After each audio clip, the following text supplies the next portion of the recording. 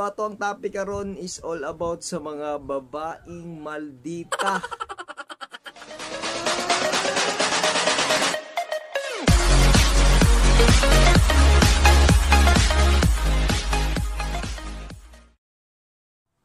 Hoy girls, kung maldita man ka sa inyo ang balay, ayaw po sigud dalaa sa mga bisig-asang lugar, no? Kung makakita kag mga tao, grabe ka ka-istrikta, grabe ka kasuplada, wala ka kabalo sa imong ginahimo ba kung nanabay tao masakitan, nanabay tao ma-offend sa imo, nanabay tao malain sa imo ha.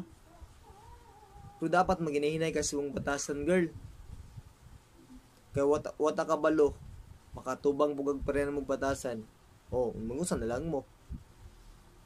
So dapat samtang sayo pa, dapat hinaynayan na mo ng batasan og bag-o. Kay dili biya tanan tao makasabot sa imo ha.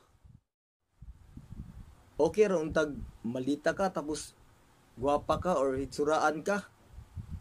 Kay murag okay ra, murag pwede ra siya madradala. Pero kung maldita ka, nya piliunon buday ka. Na, pagpuyo na lang siyang balay, ano lang gawas. Kay basing, di na ka magtagugma, daga na kag makalaban. So advice na ako sa mga girl, kung bati man kag batasan, so baguhan na lang. Kay lain kayo ng batig batasan. Doon makasala ng kag tao ba tapos nalang kay masakitan. So kato lang girl, pag-uwa lang ang dapat imong ibagawa. Con